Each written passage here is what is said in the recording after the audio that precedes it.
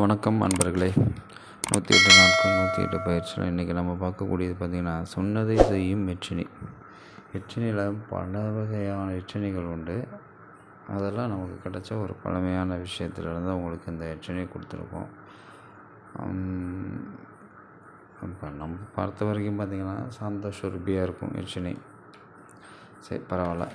இப்போ இந்த எச்சினிக்கு என்ன முறை அப்படின்னு பார்த்தீங்கன்னா, இப்போ பிக்சர் பார்ப்பீங்க இல்லையா, அந்த பிக்சரை 3க்கு 3 எந்திரம் சிப்புத்தகடு அல்லது 6க்கு 6 சிப்புத்தகடில் கூட இந்த எந்திரத்தை வரைஞ்சி முறையாக எந்திரத்தை சாப்பு நிவர்த்தி பண்ணி இது பிராண பிரதிஷ்டெல்லாம் பண்ணிடணும்.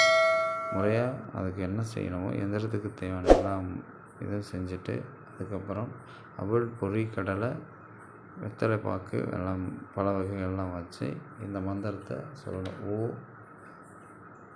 ஓம் இல்லை, ஸ்ரீம் இரீம் க்ளீம் ஔவும் ஊவும் ஔவும் நமச்சிவாய ஓம் அப்படிங்கிற அந்த மந்திரத்தை மொத்தம் 11 நாள் உட்காந்து பூஜையில் உட்காரணும். 11 நாள் உட்காந்து இந்த பூஜையை சொல்லணும். 11 நாளைக்குள்ளே உங்களுக்கு இந்த மந்திரம் சித்திக்கிறதுக்கான வாய்ப்புகள் உண்டு. அதுக்கப்புறம் கொஞ்சம் கொஞ்சமாக உங்களுக்கு எல்லா விஷயங்களுமே இது சொல்லிக் கொடுக்க ஆரம்பிச்சிக்கும். சரிங்களா? நிறைய வியூவர்ஸ் வந்திருக்கீங்க, பார்க்குறீங்க. முடிஞ்ச அளவு சப்ஸ்கிரைப் பண்ணுங்கள். கொஞ்சம் காலதாமதம் ஆயிடுச்சு, அதை இனிமேல் முடிஞ்ச அளவுக்கு அது வராமல் பார்த்துக்குறோம். சரிங்களா?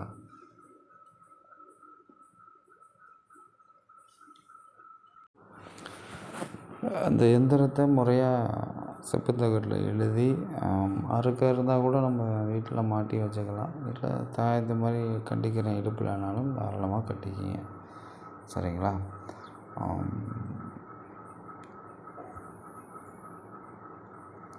இன்னொரு சூட்சமத்தை உங்களுக்கு இன்றைக்கி சொல்லித்தரோம். இப்போ ஒரு தெய்வதையை நம்ம வசியம் பண்ணுவோம், உபவாசம் எடுத்துருப்போம், அது நமக்கு வசியமே ஆகாது. ஸோ அப்படி இருக்கும் பட்சத்தில் பௌர்ணமி அன்றைக்கு, பௌர்ணமி திதி வருது இல்லைங்களா, அந்த பௌர்ணமி திதி அன்னைக்கு